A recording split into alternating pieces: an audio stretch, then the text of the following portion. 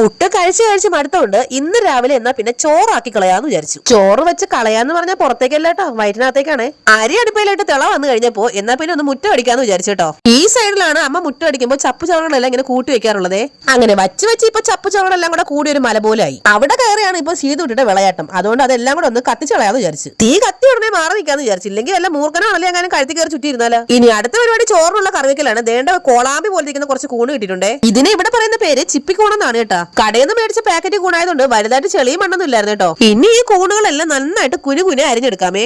ഇനി ദേണ്ട കുറച്ച് അധികം കാന്താരിയും കൊച്ചുള്ളി ഈ വഴിക്ക് പോലും ഇപ്പൊ വരാത്തതുകൊണ്ട് ഉണ്ടായിരുന്ന കുറച്ച് സവാളയും കൂടെ വാരി കൂട്ടിയിട്ട് തല്ലി കൂട്ടിയെടുക്കാം. തല്ലി എടുക്കുമ്പോൾ ഒരു സേഫ്റ്റിക്ക് വേണ്ടി 2 കണ്ണ് ഇറുകെ പൂട്ടിയേക്കുന്നതായിരിക്കും നല്ലത് കേട്ടോ. ഇച്ചിരി എങ്ങാനും കണ്ണ് തെറിച്ച സ്വർഗവും നരകവും എല്ലാം ഒരുമിച്ച് കാണേണ്ടി വരും. സംഭവം കാന്താരിയാണേ. ഇനി അരിഞ്ഞു വെച്ചിരിക്കുന്ന മഷ്റൂമിലേക്ക് നമ്മുടെ ചതച്ച കാന്താരി കൂട്ടും ഉപ്പും മഞ്ഞൾപ്പൊടിയും കുറച്ച് എണ്ണയും കൂടെ ചേർത്ത് നന്നായിട്ട് സ്പൂൺ വെച്ച് മിക്സ് ചെയ്യുമ്പോൾ സ്പൂൺ വെച്ച് തന്നെ മിക്സ് ചെയ്യുന്നതായിരിക്കും നല്ലത് കേട്ടോ. കയ്യെങ്ങാനും വെച്ച് മിക്സ് ചെയ്ത അവസാനം എരിഞ്ഞ് പണ്ടാരടങ്ങും കേട്ടോ.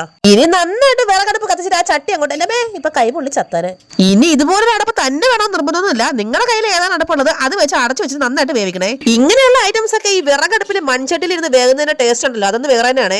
ഇടയ്ക്കൊന്ന് തുറന്നു നോക്കിയപ്പോൾ ഞാൻ തന്നെ ഞെട്ടിപ്പോയി. ഇതൊന്നും മഷ്റൂമിനകത്ത് പ്രളയോ, ഇത് ഇത്രയും മാത്രം വെള്ളം ഇത് എവിടെ നിന്ന് വന്നാവോ. ഇനി കുറച്ച് ചില്ലി ഫ്ലെയിംസും കുറച്ച് ഗരം മസാലകളും ഇട്ട് നന്നായിട്ട് ഈ വെള്ളം വറ്റിച്ച് വേവിച്ചെടുക്കണേ. മഷ്റൂമിനകത്തുനിന്ന് പൈപ്പ് തുറന്നിട്ട് അതിനാണ് വെള്ളം വരുന്നത്. ഇനി ഇതിന്റെ വാട്ടർ ബില്ല് ഞാൻ തന്നെ അടയ്ക്കേണ്ടി വരുമെന്നോ. അങ്ങനെ വെള്ളമൊക്കെ പറ്റിയ സാധനം നന്നായിട്ട് സെറ്റ് ആയിട്ടുണ്ടേ. ഇനി നല്ല ചൂട് ചോറിനകത്ത് ഈ മഷ്റൂം കൂടെ എടുത്ത് വെച്ചിട്ട് ഒരു പിടി അങ്ങോട്ട് പിടിച്ചാലുണ്ടല്ലോ, ഇട്ട കാന്താരിയുടെ എരി പഠിച്ചിട്ട് നാക്ക് പുറത്തു വരാറായെങ്കിലും കൊള്ളാന്ന് പറഞ്ഞ എന്റെ മനസ്സുണ്ടല്ലോ, നിങ്ങൾ ആരും കാണാതിരിക്കില്ലേ. എനിക്കും പോലും ചോറ് കഴിക്കാൻ ഈ കൂടുകറി ഉണ്ടെങ്കിൽ പിന്നെ വേറെ ഒന്നും വേണ്ട. അപ്പൊ നിങ്ങൾ ചോദിക്കും ഇപ്പൊ കുറച്ച് ചിക്കൻ കറി ഇട്ടേ നിങ്ങൾ കഴിക്കൂലേന്ന്. എന്നാ ഈ മഷ്റൂം കറി ഞാൻ അങ്ങോട്ട് മാറ്റി വെച്ചിട്ട് കുറച്ച് ചിക്കനും കൂട്ടി അങ്ങോട്ട് ചോറ് കഴിക്കും. അത്ര തന്നെ. അപ്പൊ നമ്മുടെ ചാനൽ സബ്സ്ക്രൈബ് ചെയ്യണം കേട്ടോ. ടാറ്റാ.